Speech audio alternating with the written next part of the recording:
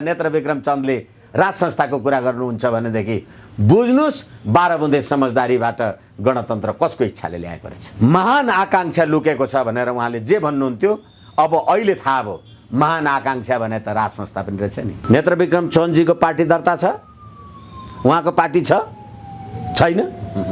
अनि कोसँग समझदारी गर्नुभयो? पृथ्वीनारायण शाहको शालिगलाई लातले हानेर क्रान्ति गर्नुभएको होइन विप्लवजी, प्रचण्डजी, बाबुराम भट्टराईजी, तपाईहरुले गाई काटेर बाहुनलाई खुवाउनु भएको होइन। तर अहिले संविधानमा राष्ट्रिय जनावर गाई कसको इच्छाले लेख्नुभयो? गाई आएको थियो पार्लियामेन्टमा मलाई राष्ट्रिय जनावर लेख्देऊ भनेर। अनि अब अहिले तपाईलाई संवैधानिक अब राज संस्था समेतको सहमति चाहियो भनेपछि अब यो संघीय लोकतान्त्रिक धर्मनिरपेक्ष गणतन्त्रको अवसानको बाटोतिर चाहिँ मुलुकको राजनीति गएको हो भन्ने कुरा यो कालो बादलमा कहीँ कहीँ हेर्यो भने हरेक कालो बादलमा चाँदीको घेरा हुन्छ भन्छौँ नि। बादल जतिसुकै कालो भए पनि छेउछेउमा सेतो घेरा हुन्छ के हो, त्यो सेतो घेरा देखिएको। अमेरिकाका राष्ट्र निर्माता जर्ज वाशिङटनको शालिग त लात्ताले हानेर ढालिँदैन त। चीनका राष्ट्र निर्माता क्लिन सेन हाङको पनि हालिँदैन, बेलायतका एक्बर्टको पनि गरिँदैन, बिस्मार्कको पनि गरिँदैन। तपाईँ देशको राष्ट्र निर्माताका शालिगलाई लात्ताले हानेर राष्ट्रिय झण्डा डढाएर ल्याउनु भएको संविधान अब तपाईँ निकास खोज्ने? नेपालको राजनीति चरम सङ्कटमा छ। यस्तो परिस्थितिमा ओली सरकार र विप्लव बीच सहकार्य हुने भएको छ। यो कस्तो प्रकारको सहकार्य हो र किन, के का लागि? धन्यवाद। पहिलो कुरा त अहिले चरम सङ्कट प्रकट भएको मात्रै हो। राजनीतिको चरम सङ्कट 2062-63 को आन्दोलनमा दिल्लीमा 12 बुँदे समझदारी गर्दाखेरि जुन प्रकारको नेपालका राजनीतिक शक्ति हुँ भन्ने नेताहरूले विदेशी शक्तिका सामु झुकेर 12 बुँदे समझदारी गरेका थिए, जुन 12 बुँदे समझदारीमा संघीयता, धर्मनिरपेक्ष र गणतन्त्र भन्ने शब्द थिएन। त्यो 12 बुँदे समझदारी पछाडि नेपालमा दुई पटक संविधान सभाको निर्वाचन भयो। त्यो संविधान सभाको निर्वाचन हुँदाखेरि कुनै पनि राजनीतिक दलले, शक्तिले नेपालमा संघीय लोकतान्त्रिक धर्मनिरपेक्ष गणतन्त्रात्मक राज्य व्यवस्था ल्याउँछौँ भनेर त्यसमा उल्लेख गरेको थिएन निर्वाचन घोषणा पत्रमा। अनि 94% ओमकार परिवार बस्ने देशमा धर्मनिरपेक्षको संविधान तपाईले जुन क्रिस्चियनिटीको प्रभाव र दबावमा लिएर आउनुभयो एउटा कुरा, र अर्को कुरा म तपाईलाई निवेदन गर्न सक्दछु, पद्मरत्न तुलाधरजी देहावसान हुनुभयो, दमननाथ ढुङ्गानाजी अहिले पनि हुनुहुन्छ। नेपालको शासकीय स्वरूप म निवेदन गर्दैछु, नेपालको शासकीय स्वरूप अमेरिकाको नोट्रेडेम युनिभर्सिटीका प्रोफेसरहरूलाई स्विजरल्यान्डमा बोलाइएर नेपालका तत्कालीन 4वटा राजनीतिक दल नेकपा एमाले, माओवादी, नेपाली काङ्ग्रेस र विजय गजदारले नेतृत्व गर्नुभएको मधेसवादी दलका मानिसहरू समेत बसेर मुलुकको शासकीय स्वरूप तयार गरियो। र त्यसको आधारमा संविधान सभामा 601 जनाको संविधान सभामा तपाईले 40% समानुपातिकबाट लिएर आउनुभयो। जो निर्वाचनबाट आउनुभयो उहाँहरूलाई संविधान सभाको बारेमा स्वत थाहा थियो अपवाद बाहेक। त्यस्ता मानिसहरूले बनाएको संविधान हो र त्यो संविधान अन्तर्गत अहिले प्रतिनिधि सभा विघटन र सम्मानित अदालतबाट पुनर्स्थापना भएपछि बल्ल राजनीतिक कालो बादल तपाईहरु देख्दै हुनुहुन्छ। यो राजनीतिक कालो बादलको साँच्ची मलाई भन्नुहुन्छ भनेदेखि नेपालका शीर्षस्थ नेताहरूलाई नै तपाईँ सोध्नुहोस् धर्मनिरपेक्ष भनेको के हो, हजुर सेकुलरिजम भनेको के हो। यसै कारणले गर्दा यो संविधान अथवा तपाईले धर्मनिरपेक्ष लोकतान्त्रिक गणतन्त्रको कार्यान्वयन गरे भनेर जुन 2063 जेठ 14 गते मध्यरातमा जे निर्णय गर्नुभएको थियो त्यो 15 वर्ष पुग्दा नपुग्दा यो देशका प्रधानमन्त्री अब पशुपतिनाथको पूजा गर्न जान थाले। त्यसैले गर्दाखेरि 17,000 मान्छे मारेर प्रचण्डजीहरू आएर अब अहिले कार्यक्रममा रातो टीका लाउने गर्छन्। तिनै प्रचण्डजीसँग असहमत भएर यो राज्य व्यवस्था मान्दिन भनेका मान्छेहरू हिजो तपाईँले प्रधानमन्त्रीजीसँग हात मिलाएर राष्ट्रिय सभागृहमा कालो सुट र रातो टीका लगाएको देख्नुभयो होला। यस कारणले गर्दाखेरि नेपालको राजनीतिक कालो बादलको जुन बीजारोपण जतिखेर भएको थियो त्यो अहिले प्रस्फुटन भएको मात्रै हो। एक र अर्को कुरा म तपाईँलाई यो संविधान बमोजिम जिम्मेवारीका साथ भन्न सक्छु, अहिले सत्ताधारी पार्टीमा नेकपा भित्र दुईवटा संसदीय दलको नेता, दुईवटा प्रमुख सचेतक अनि यो संसदीय व्यवस्था संसारमा देख्नु भएको छ। पुष्पकमल दाहालजी पनि नेकपाको संसदीय दलको नेता, प्रधानमन्त्री केपी शर्मा ओलीजी पनि संसदीय दलको नेता, विशाल भट्टराई पनि संसदीय दलको सचेतक, पार्टीको सचेतक, देव गुरुङ पनि सचेतक। यो गाई जात्रा, यो नौटङ्की कहाँबाट आयो?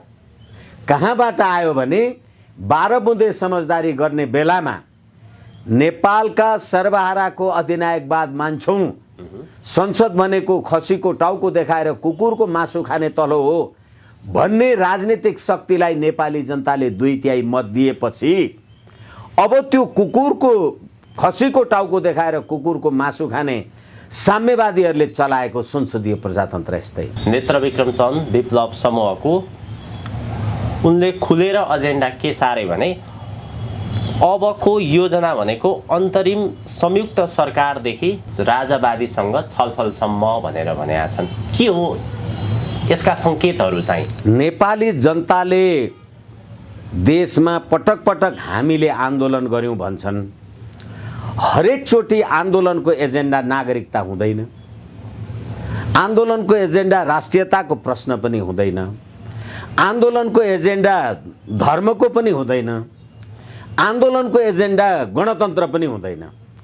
तर जब आन्दोलन सफल भयो भन्छन् अनि 1 अर्ब, प्रदीपजी म तपाईँलाई भन्दैछु, 1 अर्ब 30 करोडको जनसङ्ख्या भएको देशबाट बिहा गरेर आएका रोटी र बेटीका नाउँका मान्छेहरूलाई प्रतिनिधि सभा राजनीतिक अधिकार सहितको नागरिकता दिएर पार्लियामेन्टमा पठाएर सरितागिरीहरू पैदा गर्नुहुन्छ। यो कसले गरेको? यो राज्य व्यवस्थाले गरेको। नेपाली जनताले यो चाहेका थिएनन्। नेपाली जनताले नागरिकता पुगेन भनेका थिएनन्। नेपाली जनताले पृथ्वीनारायण शाहको शालिगमा लात्ताले हान्नुपर्छ भनेका थिए, पशुपतिको गाई काटेर खानुपर्छ भनेका थिए, भगवान बुद्धका शालिगहरू तोड्नुपर्छ भनेको थियो। तर त्यसको बारेमा राज्य सत्ता चुप लाग्यो।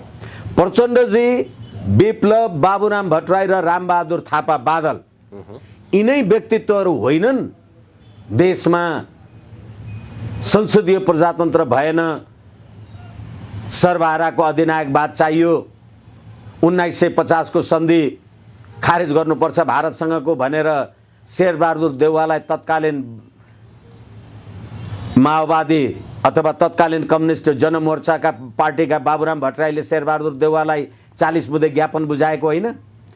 आज तपाईँहरू यो राज्य व्यवस्था परिवर्तन भएपछि कति पटक प्रधानमन्त्री हुनुभयो? 1950 को सन्धि के कति पटक तपाईँहरू राज्य सत्तामा पुग्नुभयो? जहिले नेपाली जनताको नागरिकताको प्रश्न के हो? कति पटक तपाईँहरू राज्य सत्तामा पुग्नुभयो र भ्रष्टाचारको कुरा भयो? अब तपाईँले अहिले जुन नेत्रविक्रम चन्द विप्लवजीको कुरा गरिराख्नु भएको छ,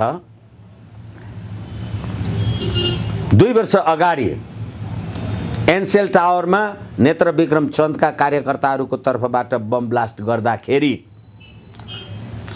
प्रचण्डजीले भन्नुभयो, होइन अब त नेत्रविक्रम चन्दको आन्दोलन क्रान्तिले त मलाई पो मार्ने भयो, मलाई सुरक्षा दस्ता बढाइदिए भन्दाखेरि 69 जना उहाँलाई सुरक्षा व्यवस्था बढाइयो। प्रदीपजी म तपाईँलाई यो कुरा यसकारण निवेदन गर्दैछु, तपाईँको नेतृत्वमा 17,000 नेपाली जनता शहादत भएपछि तपाईँले देशमा गणतन्त्र ल्याएँ भन्नुभयो। राजा भएको मान्छे एक्लै बुढो मान्छे गाडी चलाएर पहाड मधेस धर्मसर्म गर्न हिँडिराखेको छ। विप्लव माओवादी अहिले पनि वैज्ञानिक समाजवाद भनेर भन्दै हुनुहुन्छ र गणतन्त्रको कठोर हिमायती मान्छे भन्दाखेरि विप्लवले राजा ज्ञानेन्द्रलाई मार्नुपर्ने नि, प्रचण्डलाई किन मार्थ्यो? किन सुरक्षा दस्ता बढाउनु पर्थ्यो? त्यसैले आज सत्य साबित हुँदैछ कि अब नेत्रविक्रम चन्दसित नेपाल सरकारले सम्झौता गर्यो। हाँस उठ्दो कुरा, उहाँहरूले गर्नुभएको 3 बुँदे सहमतिमा दुवै पक्ष नेपाल सरकार, नेपाल कम्युनिस्ट पार्टी बीच देशको राजनीतिक समस्याहरू वार्ता तथा संवादबाट समाधान गर्न सहमत भएका छौँ भनेपछि नेपाल कम्युनिस्ट पार्टी भनेको कुन हो? नेत्रविक्रम चन्दजीको पार्टी दर्ता छ? उहाँको पार्टी छ? छैन? अनि कोसँग समझदारी गर्नुभयो? एकछिनलाई मान्नुहोस्। अनि केपी शर्मा ओलीजी नेकपाको मान्छे होइन भने त्यसै गरेर उहाँहरूले के भन्नुभयो भने शान्तिपूर्ण रूपमा हामी सञ्चालन गर्छौँ आदि इत्यादि भनेपछि एक हतियारको बन्दोबस्तबारे तपाईँले जुन विस्तृत शान्ति सम्झौता 2063 मङ्सिर 5 गते विस्तृत शान्ति सम्झौता गर्नुभयो, त्यो हतियारको व्यवस्थापनको बारे के भयो? त्यति मात्रै होइन, तपाईँले यो संविधान र यो सत्ता मान्दिनँ भनेर तपाईँले जति आम हत्या गर्नुभयो होला ती पीडितहरूको बारेमा तपाईँले के सम्बोधन गर्नुभयो? भर्खरै मेक्लाजोङ गाउँपालिकाका प्रधान अध्यापक, विद्यालयका प्रधान अध्यापकको हत्याको बारेमा तपाईँका कार्यकर्ताहरू पक्राउ परेका छन्। त्यसको बारेमा ती पीडकले के न्याय पाए, के इंसाफ? त्यो पीडितलाई किन सम्बोधन गर्नु भएन?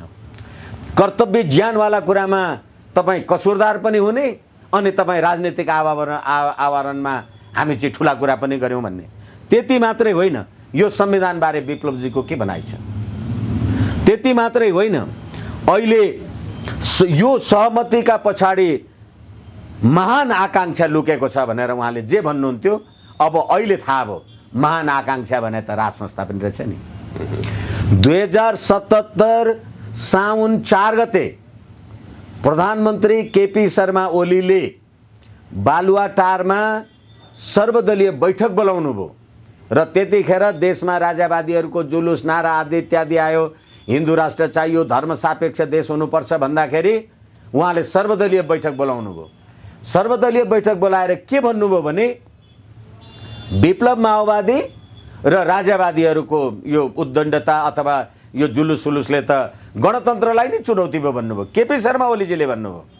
त्यो भनेको 6 महिना पुग्दा नपुग्दा आज केपी शर्मा ओलीजी र नेत्रविक्रम चन्द विप्लव हिजो सहमति गर्नुहुन्छ र आज त्यो सहमतिका पछाडि महान आकांक्षा लुकेको छ भन्नेको 24 घण्टा बित्दा नबित्दा नेत्रविक्रम चन्दले राज संस्थाको कुरा गर्नुहुन्छ भनेदेखि बुझ्नुहोस् 12 बुँदे समझदारीबाट गणतन्त्र कसको इच्छाले ल्याएको रहेछ। यसै कारणले गर्दा त्यति मात्रै होइन, सम्माननीय प्रधानमन्त्रीजीले अस्ति शुक्रबारको भाषणमा 21 गतेको भाषणमा उहाँले कम्युनिस्टहरू आन्दोलन गरेर क्रान्ति गरेर कहिल्यै थाक्दैनन् दिस एन्ड द्याट भनेर भन्नुभयो। भन्नुको अर्थ तपाईँ अहिले सर्वहाराको अधिनायकवादको पृष्ठभूमिको मान्छे, तपाईँ अहिले देवताको मन्दिरमा पूजा अर्चना गर्न थाल्नु भएको छ र अर्को धर्म भनेको अफिम हो भन्ने तपाईँहरू शक्तिहरूको बिचमा पृथ्वीनारायण शाहको शालिगलाई लातले हानेर क्रान्ति गर्नुभएको होइन विप्लवजी, प्रचण्डजी, बाबुराम भट्टराईजी? तपाईँहरूले गाई काटेर बाहुनलाई खुवाउनु भएको होइन। तर अहिले संविधानमा राष्ट्रिय जनावर गाई कसको इच्छाले लेख्नुभयो? गाई आएको थियो पार्लियामेन्टमा मलाई राष्ट्रिय जनावर लेख्देऊ भनेर। अनि अब अहिले तपाईँलाई संवैधानिक अब राज संस्था समेतको सहमति चाहियो भनेपछि अब यो सङ्घीय लोकतान्त्रिक धर्मनिरपेक्ष गणतन्त्रको अवसानको बाटोतिर चाहिँ मुलुकको राजनीति गएको हो भन्ने कुरा यो कालो बादलमा कहीँ कहीँ हेऱ्यो भने हरेक कालो बादलमा चाँदीको घेरा हुन्छ भन्छौँ नि। बादल जतिसुकै कालो भए पनि छेउछेउमा सेतो घेरा हुन्छ कि हो, त्यो सेतो घेरा देखिएको हो कि तपाईँहरूले पृथ्वीनारायण शाहको शालिगमा लातले हानेर पृथ्वीनारायण शाहको शालिग ढालेर ल्याएको व्यवस्था होइन यो।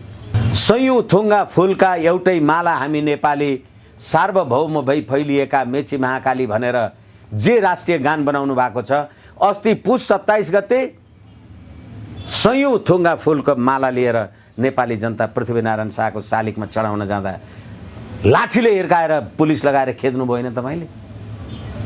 अनि त्यो प्रतिनिधि सभा गठन र विघटनको यो द्वन्द्वमा रामकुमारी झाँक्री भन्ने एकजना मनोनित सदस्यले राष्ट्रपतिको बारेमा आलोचना गरिन् भनेर तपाईँले पक्रेर थुन्नु भएको होइन। 62-63 को आन्दोलनमा त राजा वीरेन्द्र, 47 सालको आन्दोलनमा त राजा वीरेन्द्र राजा बसेका थिए मुकुट लगाएर। मदन भण्डारीले मुकुट खोलेर चुनाव लड्न आइज भने होइन, राजा वीरेन्द्रलाई त मदन भण्डारीले पक्रेर त थुनेन त। धीरेन्द्रको श्री 5 निकाल्यो त राजाले। राजा ज्ञानेन्द्रलाई हामीले गणतन्त्र कार्यान्वयन गर्ने भयौँ भन्दा त राजा ज्ञानेन्द्रसँग 1 लाख सेना थियो, त्यत्तिकै राज्य शक्ति सारा थियो। त्यो नारायण हेटी गएका मान्छेलाई त्यही गोली हानेर मारिदिए भए पनि हुन्थ्यो नि। नेपाली जनताको नासो नेपाली जनतालाई छोडे भने। तर अहिले हेर्नुहोस् 2 वर्ष बढी प्रतिनिधि सभा चल्ने कि नचल्ने, अनि भारतको कम्फर्टेबलको सरकार बनाउने, चीनका सी जिनपिङले भने जसरी हामी पार्टी चलाउने, नेपाली जनताको लागि के भयो? यो प्रतिनिधि सभा पुनर्स्थापित भएर नेपाली जनताले के पायो? मैले भर्खरै तपाईँलाई निवेदन गरेँ 10-10 करोडमा संसद सदस्यहरू खरिद बिक्री हुँदाखेरि त्यो पैसा कहाँबाट आउँछ? संविधान सभामा हामीले हेरेनौँ पुष्पकमल दाहालजी र रामचन्द्र पौडेल को प्रधानमन्त्री हुने भन्दाखेरि 16औं पटक मतदान हुँदाखेरि कोही पनि भएन। त्यतिखेर कृष्णबहादुर महराले भन्नुभयो, याद रहोस्, कि प्रधानमन्त्री बन्नका लागि पुष्पकमल दाहालजीलाई सहयोग गर्नको लागि 61 करोड रुपियाँ चीनबाट आउँदैछ भनेदेखि 61 करोड चीनबाट आएर तपाईँ प्रधानमन्त्री हुने भयो भने भोलि अमेरिकाबाट 1 अर्ब आएर म राष्ट्रपति भयो भने देश के हुन्छ? त्यसरी आएको यो संविधान, यो सङ्घीय लोकतान्त्रिक गणतन्त्रको संविधान।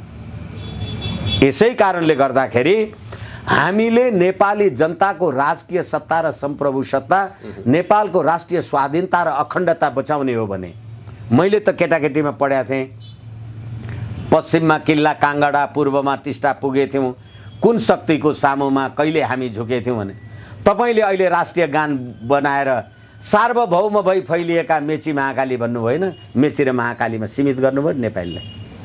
टिस्टा किल्ला काङ्गडाको दाबी छोडिदिनु भयो। तपाईँ सार्वभौम अहिले मात्रै हुनुभयो कि पृथ्वीनारायण शाहले बनाएको थियो तपाईँलाई सार्वभौम? अमेरिकाका राष्ट्र निर्माता जर्ज वासिङटनको शालिग त लात्ताले हानेर ढालिँदैन त। चीनका राष्ट्र निर्माता क्लिन सेन हाङको पनि हालिँदैन, बेलायतका एक्बर्टको पनि गरिँदैन, बिस्मार्कको पनि गरिँदैन। तपाईँ देशको राष्ट्र निर्माताका शालिगलाई लात्ताले हानेर राष्ट्रिय झन्डा डढाएर ल्याउनु भएको संविधान अब तपाईँ निकास खोज्ने हो भनेदेखि फर्किनुपर्छ, होइन भने राष्ट्र रहँदैन।